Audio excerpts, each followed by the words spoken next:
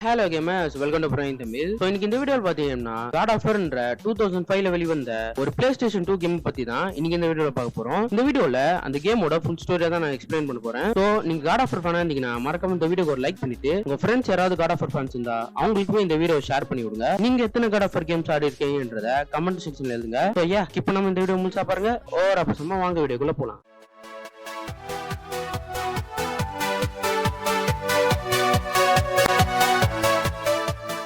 கதையோட தொடக்கத்துல கிரேட்டோஸ் கிரீக்ல ஒரு மிகப்பெரிய மலை மேல நின்று கடவுளை நான் ஏமாத்திட்டாங்க, அவங்களுக்கு இனிமே நான் பணிபுரிய மாட்டேன், அவங்க என் நம்பிக்கையை உடைச்சிட்டாங்கன்னு சொல்லி மன உடைச்சல்ல கிரேட்டோஸ் மலை மேல இருந்து கீழே விழுந்துடுறாரு. கீழே அவர் விழுந்துட்டு இருக்க சொல்ல காட்சிகள் மாறுது. 3 வாரத்துக்கு முன்னாடி ஏகன்சில என்ன நடந்ததுன்னு சொல்லி காட்டுறாங்க. அந்த இடத்துல கிரேட்டோஸ் ஒரு உடஞ்ச கப்பல்ல சண்டையிட்டு இருந்தாரு மிருகங்கள் கூட. அந்த மிருகங்கள்லாம் அந்த கப்பலை ஆக்கிரமிக்க முயற்சி செஞ்சது. அதுல ஒரு மிருகமான ஹைட்ரான்ற மிருகம் 3 தலையை கொண்ட ஒரு பெரிய தண்ணீர் பாம்பு போல இருந்தது. அந்த ஹைட்ராவை கொல்றதுக்கு கிரேட்டோஸ் ரொம்பவே கஷ்டப்பட்டு இருந்தாரு. அந்த நேரத்தில் தான் பொசைடன் அந்த இடத்துல தோற்றம் கொடுத்து கிரேட்டோஸ்க்கு ஒரு சக்தியை கொடுத்தாரு. அது மட்டும் இல்லாம கிரேட்டோஸ் அந்த கப்பல்ல பயணிச்சுட்டு இருக்கும்போது அங்க கேப்டன் கேபின்ல இருந்து ஒரு சத்தம் கேக்குது. அந்த சத்தம் என்ன சொல்லுதுன்னா, எங்களை காப்பாத்துங்க, சீக்கிரம் இந்த மிருகங்களை என்ன கொன்னுட்டு இருக்கு அப்படின்னு சொல்லி உள்ள இருந்து நிறைய அழுக்குலர் கேட்டு கிரேட்டோஸ் அந்த சத்தத்தை கேட்டு அவங்களுக்கு உதவி செய்யறதுக்காக அந்த கேப்டன் கேபினோட சாவியை தேடிட்டு இருந்தாரு. அந்த சாவி அந்த கேப்டனோட கழுத்துல தான் இருந்தது. ஆனா அந்த கேப்டனை அந்த ஹைட்ரா மிருகம் முழுங்கிருது. அதனால கிரேட்டோஸ் அந்த ஹைட்ராவோட தலைய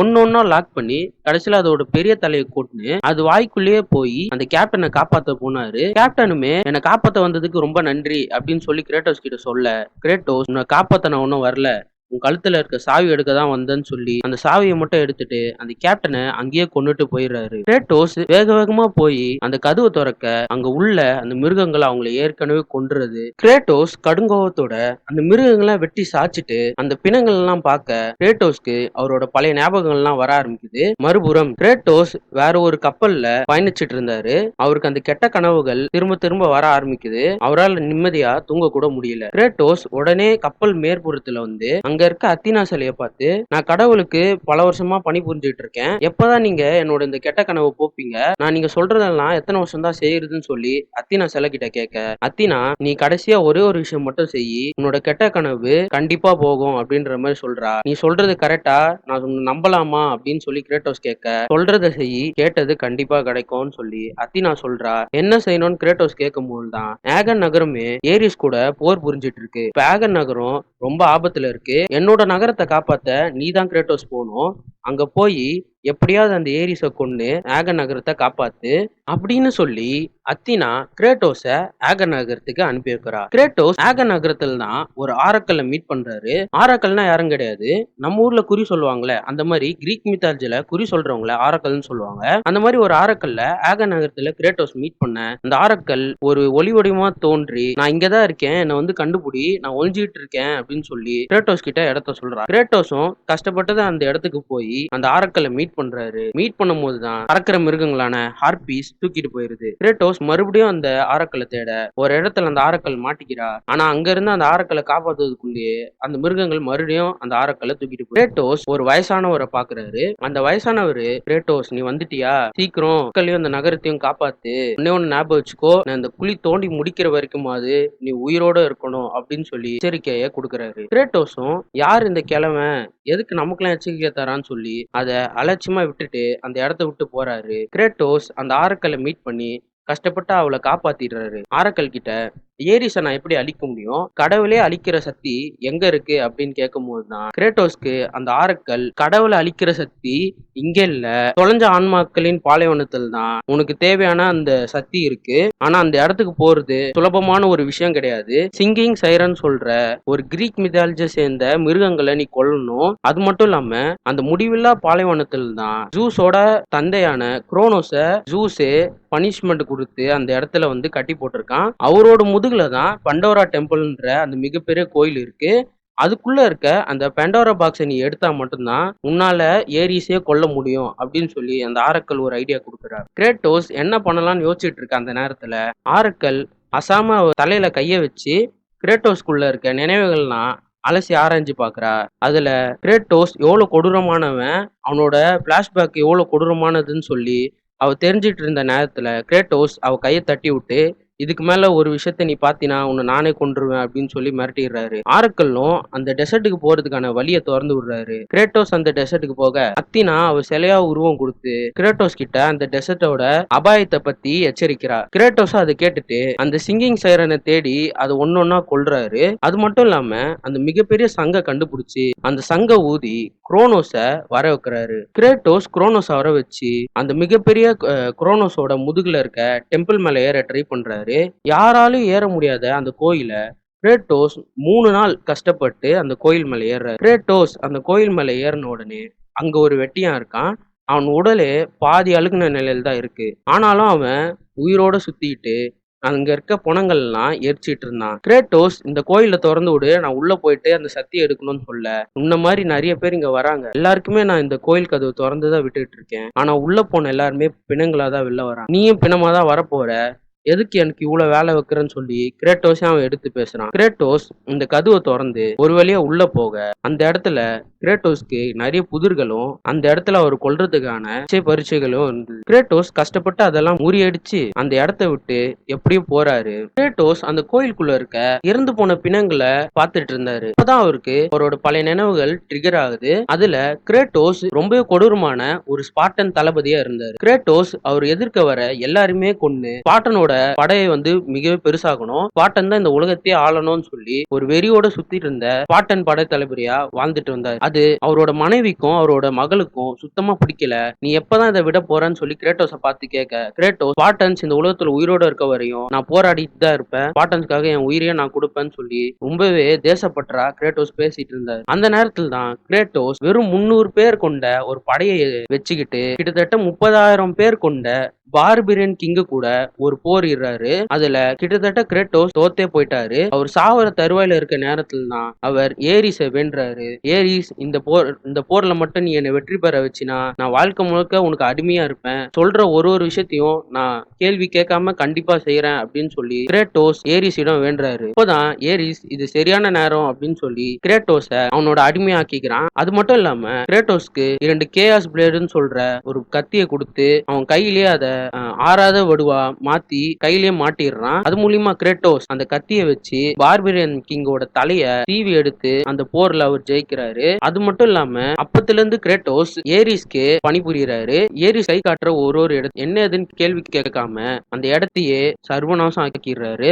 அப்படி ஒரு இடம் தான் கிரேட்டோஸ் ஒரு கிராமத்துக்கு போய் ஏரிஸ் இந்த கிராமத்தை எரிக்க சொன்னாரு. அதனால நம்ம இந்த கிராமத்தையே மொத்தமா எரிச்சிடலாம்னு சொல்லி அவர் படைவர்களை கூட்டிட்டு போய் அங்க இருக்க எல்லாரையுமே ரொம்ப கொடூரமான முறையில கொன்னுட்டு இருந்தாரு. அப்போ அந்த ஊரோட ஆரக்கலான ஒரு வயசான பாட்டி இந்த கோயிலுக்குள்ள நீ போகாத, போனீனா உன்னோட விதியே மாறிடும், நான் சொல்றதை கேளு அப்படின்னு சொல்ல அந்த பாட்டிய சொல்றது துச்சமா மதிக்காத கிரேட்டோஸ் அந்த கோயிலுக்குள்ள போய் அவர் கையில இருக்க அந்த செயின் கத்தியால கண்டமேனிக்கு வீச அங்க இருக்க எல்லாருமே செத்து போயிடுறாங்க. அதுல ஒன்னானதுதான் அவங்களோட மனைவியும் அவனோட பொண்ணும். கிரேட்டோஸ் அவனோட மனைவியும் பொண்ணையும் அவன் கையாலேயே வெட்டி கொன்னதை பார்த்து அழுதுட்டு இருக்கும் போதுதான் அங்க இருக்க நெருப்புல தோற்றம் கொடுத்த ஏரி, இதெல்லாம் பிளான் பண்ணது நான் தான், என்னால தான் நீ அவங்க எல்லாரும் கொன்ன, முடிஞ்சா என்னை அழிச்சுக்கோ, அப்பதான் நீ ஒரு நல்ல வீரனா மாறுவ, ஒரு நல்ல வீரனா இருக்கவன் அவனுக்கு குடும்பமே இருக்கக்கூடாது, அவன் ஒரு கொடூரமான மிருகமா இருந்தா மட்டும்தான் அவனால உயிர் பொழிக்க முடியும்னு சொல்றாரு. கோவத்தோட வெளியே வந்த கிரேட்டோஸ் அந்த ஊரோட ஆரக்கலான அந்த வயசான பாட்டிய சந்திக்கிறாரு. அந்த பாட்டி, நான் முன்னாடியே சொன்னேன் இந்த கோயிலுக்குள்ள போனா உன்னோட விதியே மாறிடும், உன் பொண்டாட்டி புள்ளைய இப்போ நீயே உன் கையால கொண்டுட்டு வந்திருக்கியே, நீ ஒரு மிருகம், நீ ஒரு பேயின்னு சொல்லி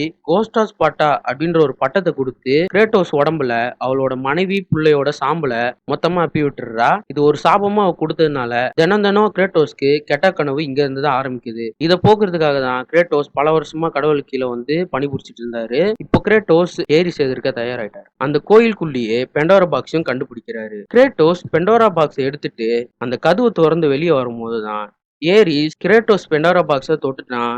இனிமே நமக்கு சாவு நெருங்கிடுச்சுன்றத கண்டுபிடிச்சு ஏகன்ஸ் நகரத்துல இருக்க ஒரு உடஞ்ச தூணை எடுத்து கரெக்டா குறிப்பார்த்து அங்க இருந்து பெண்டோரா டெம்பிள்குள்ள இருக்க கிரேட்டோஸ் மேல அந்த கல்லை எறிகிறான். அது நேரா கிரேட்டோஸ கதுவோட சேர்த்து குத்தி அங்கேயே கொன்றுது. சாவின் விளிம்புல இருக்க கிரேட்டோஸ் இந்த பெண்டோரா பாக்ஸை திறக்கலான்னு முயற்சி செய்யும் போதுதான் அவனோட ஆர்பீஸான பறக்கிற மிருகங்கள் அந்த பாக்ஸ் அங்க இருந்து தூக்கிட்டு போயிருது. கிரேட்டோஸ் கொஞ்சம் கொஞ்சமா செத்துட்டு அவரோட கண்ணை மூட கிரேட்டோஸ் கண்ணை திறந்து பார்க்கும்போது வானத்துல இருந்து விழுந்துட்டு இருந்தாரு. அவரு கூட சேர்ந்து மத்த இறந்த ஆன்மாக்கள்லாம் நரகத்துக்குள்ள விழுந்துட்டு இருந்தது. கிரேட்டோஸ் அங்க இருந்து கஷ்டப்பட்டு ஒருத்தனோட காலை புடிச்சு மேல ஏறி வராரு. மேல ஏறி வந்துட்டு அந்த ஆன்மா யாருதுன்னு பார்த்தா அதுதான் அந்த போட் கேப்டன். நீ இங்கேயும் என்ன சாவடிக்க வந்துட்டியா அப்படின்னு சொல்ல கிரேட்டோஸ் அவனை தள்ளி விட்டு நரகத்துல இருந்து எப்படி தப்பிக்கிறதுன்னு சொல்லி யோசிச்சுட்டு இருந்தாரு. அந்த நேரத்துல தான் அவருக்கு அதிசயமா மேல இருந்து ஒரு கயிறு வருது. இந்த கயிறை புடிச்சு போனா தப்பிச்சிடலாம்னு சொல்லி கிரேட்டோஸ் கஷ்டப்பட்டு அந்த கயிறை புடிச்சு மேல ஏறுறாரு. ஏறி வரும்போது தான் தெரியுது அவர் அந்த குழியில இருந்து வர்றாரு. இதுதான் நம்ம முன்னாடியே பார்த்த அந்த கிழவன் வெட்டிட்டு இருந்த குழி. அந்த கிழவன், நல்ல வேளை நான் வெட்டி முடிச்சதுக்கு அப்புறம் நீ செத்தியே, நீ வருவேன்னு எனக்கு தெரியும் கிரேட்டோஸ், உனக்காக தான் நான் இவ்வளோத்தையும் பண்ணி வச்சிருந்தேன், இப்ப நீ சீக்கிரம் போயிட்டு அந்த ஏரிஸ தோக்கடி அப்படின்னு சொல்லி அந்த கிழவன் சொல்லி அனுப்பிச்சு விடுறான். கிரேட்டோஸும் நம்பிக்கையோட ஏரிஸ மீட் பண்ண போறாரு.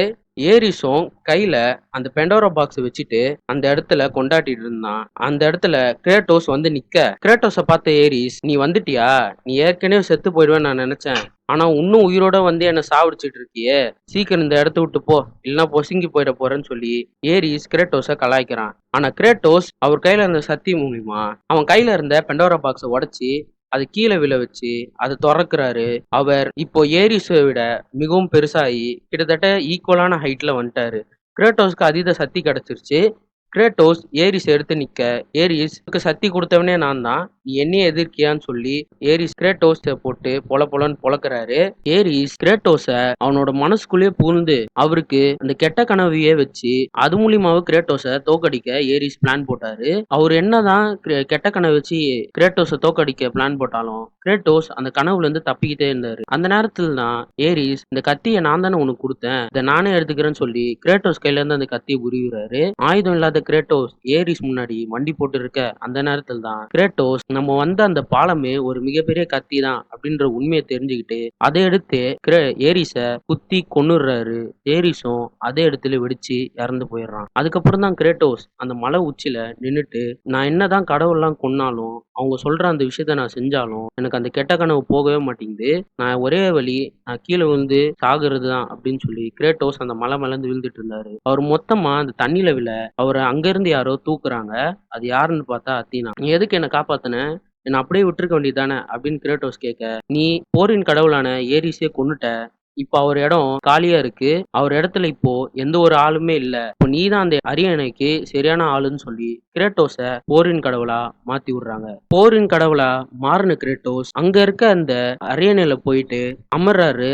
அதோட இந்த கதை முடியுது. இந்த வீடியோல நான் காட் ஆஃப் வாரோட கதையை ரொம்ப சுருக்கி தான் சொல்லியிருப்பேன். உங்களுக்கு ஃபுல் எக்ஸ்பீரியன்ஸ் வேணும்னா கண்டிப்பா நீங்க இந்த கேமை ப்ளே பண்ண மட்டும் தான் உங்களுக்கு தெரியும். அது மட்டும் இல்லாம நம்ம சேனல்ல காட் ஆஃப் வார் சீரிஸ்னு சொல்லி ஒரு செக்மெண்ட்டை கொண்டு வர போறேன். அதுல வந்து காட் ஆஃப் வார் 1ல இருந்து இப்போ லேட்டஸ்டா வந்த வேல்ஹாலா வரைக்கும் உள்ள கதையை வாரம் ஒரு எபிசோடா நம்ம வந்து போடலான்னு இருக்கேன். அது போடலாமா வேணாமான்றத கமெண்ட்ல சொல்லுங்க. உங்களுக்கு இந்த வீடியோ பிடிச்சிருந்துச்சுன்னா மறக்காம நம்ம சேனலுக்கு சப்ஸ்கிரைப் பண்ணி அந்த பெல் பட்டன் கிளிக் பண்ணி ஆல்ல செட் பண்ணிக்கோங்க. அப்பதான் நம்ம போற வீடியோலாம் உங்களுக்கு தொடர்ந்து நோட்டிபிகேஷன்ல காட்டும், உங்களாலையும் பார்த்து மகிழ முடியும். உங்க ஃப்ரெண்ட்ஸ் யாராவது காட் ஆஃப் வார் ஃபேன்ஸ் இருந்தா அவங்களுக்கு இந்த வீடியோ ஷேர் பண்ணி விடுங்க. ஸோ உங்களை இன்னொரு சுவாரஸ்யமான வீடியோ சந்திக்கிறேன். Until then, bye.